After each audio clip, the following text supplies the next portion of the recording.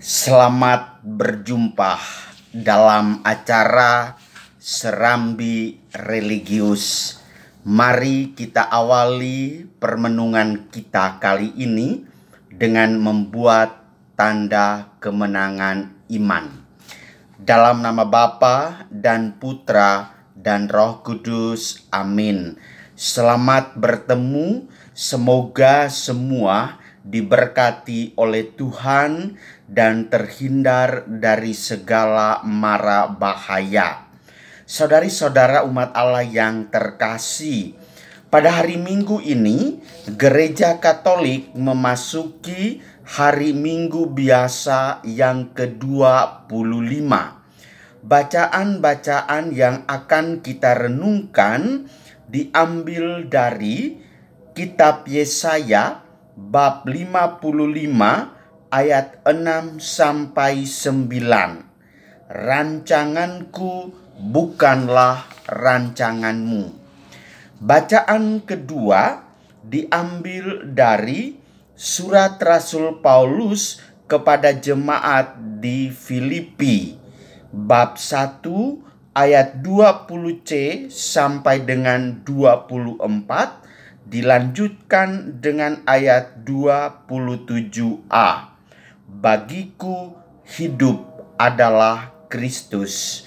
Dan bacaan Injil diambil dari Injil menurut Matius bab 20 ayat 1 sampai dengan 16.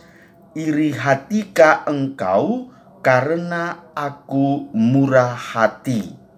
Saudari-saudara umat Allah yang terkasih, dari ketiga bacaan ini, setelah saya membaca, merenungkan dari bacaan 1, 2, dan Injil, saya sangat tertarik dengan bacaan yang kedua, yaitu surat Rasul Paulus kepada jemaat di Filipi.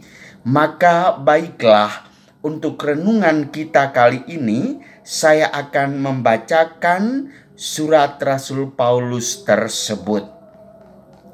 Saudara-saudara, dengan nyata Kristus dimuliakan di dalam tubuhku, baik oleh hidupku maupun oleh matiku.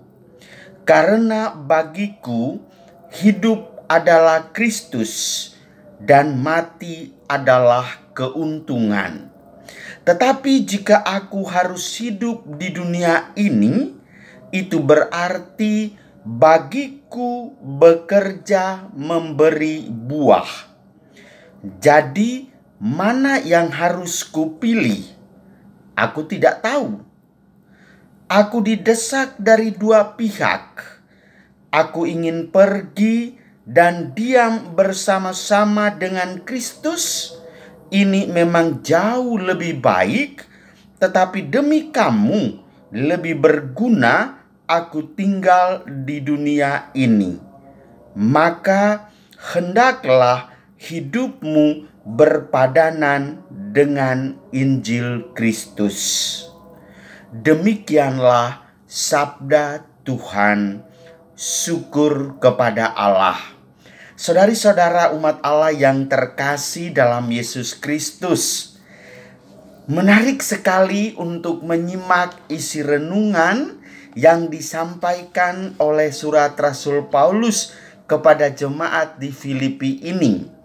Maka saya teringat Bapak Basuki Cahayapurnomo ketika hidupnya diobok-obok oleh pihak yang boleh dikatakan tidak sependapat dengan pendapat beliau, juga tidak sejalan dengan jalan beliau, beliau taruhan mati-matian. Dan beliau pernah mengatakan bahwa ketika aku meninggal, di atas makamku itu tulislah bahwa mati adalah keuntungan. Sangat biblis, luar biasa. Pemimpin di negara mayoritas dari kalangan minoritas, mengutip ayat-ayat kitab suci yang menginspirasi seluruh karya pelayanannya. Kepada kita semua ditantang, apa artinya bahwa tubuhku baik oleh hidupku maupun oleh matiku, Kristus dimuliakan di dalam tubuhku. Artinya apa? Ketika saudara dan saya dibaptis di dalam nama Bapa dan Putra dan Roh Kudus, maka sungguh nyata bahwa Kristus ada di dalam diri kita. Oleh karena itu, kemana-mana saja kita bepergian, kita selalu membawa Kristus. Kata-kata yang kita ucapkan hendaklah juga mencerminkan kata-kata Tuhan Yesus. Demikian juga tindakan yang kita lakukan adalah juga merupakan pantulan dari tindakan Tuhan Yesus. Maka membuat taruhan, jika aku harus hidup di dunia ini, itu berarti bagiku bekerja memberi buah. Dengan demikian, saudara-saudaraku yang terkasih, mengingat kita itu merupakan bagian dari Kristus, maka seluruh hidup kita itu berdasarkan jalan, rencana, dan rancangan Tuhan. Dalam bacaan pertama, Nabi Yesaya menampilkan bahwa jalanku bukanlah jalanmu, rancanganku bukanlah rancanganmu. Dan di bagian Injil dikisahkan bagaimana seorang tuan kebun anggur ketika pagi-pagi benar dia keluar mencari para penganggur dan memanggil mereka untuk diberikan pekerjaan. Karena hidup kita ini adalah milik empunya, yaitu siapa dia? Ya Tuhan Yesus. Maka dia tidak mau kalau kita itu menganggur. Baik yang masuk pagi hari jam 7, baik yang masuk jam 10, baik yang masuk jam 1, bahkan yang masuk jam 3 sore pun sama-sama mendapatkan hak yang sama. Lalu muncullah protes. Loh, Bapak tidak adil dong. Bagaimana mungkin kami yang kerja mulai dari pagi, kami digaji sama dengan yang bekerja masuk sore hari? Luar biasa jawaban Tuhan Yesus. Dia mengatakan, iri hatikah engkau karena aku murah hati? Saudara-saudari yang terkasih, Tuhan Yesus kita itu sungguh luar biasa adil. Dan keadilan yang dimengerti adalah semoga semua orang mendapat hikmah, memperoleh rejeki untuk kehidupannya.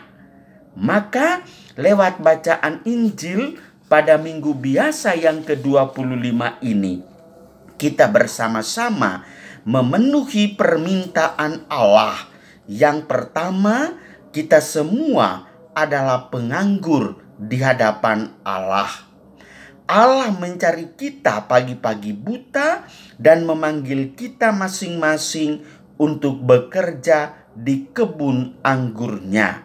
Apakah kita mendengar dan menyadari panggilan Allah itu setiap hari atau tidak? Kita bersusah payah mencari pekerjaan dan kesana kemari, tetapi kalau tidak mengandalkan Tuhan yang adalah empunya pekerjaan itu, maka para saudara-saudariku, sia-sialah usahamu itu. Yang kedua, mengenai upah yang harus diterima oleh yang sudah bekerja.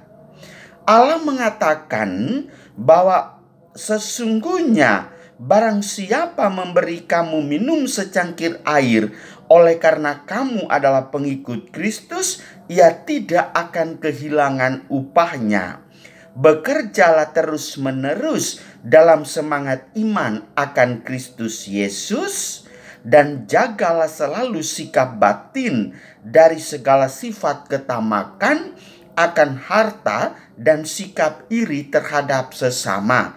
Maka Allah yang Maha Adil begitu peduli memperhatikan kita, dan pasti di dalam iman akan Yesus Kristus Anda akan diberikan upah yang secukupnya. Dan yang ketiga, semuanya itu setelah diperoleh, Anda lakukan apa? Bersyukurlah kepada Tuhan. Kita diajak untuk bersyukur pada Allah yang terus mencari kita untuk mengambil bagian dalam karya agungnya dengan bekerja. Melalui bekerja pada kebun anggurnya, kita semua diubah oleh Allah untuk memahami tentang kemurahan hatinya. Percayalah, atas pertolongan dan bantuan Allah sendiri, kita semua bisa bekerja setiap hari untuk membahagiakan keluarga dan sesama. Oleh karena itu, ibu bapak saudari-saudaraku yang terkasih, berpegang teguhlah pada Tuhan, karena hidup kita adalah rancangan Dia. Maka sesungguhnya hidup adalah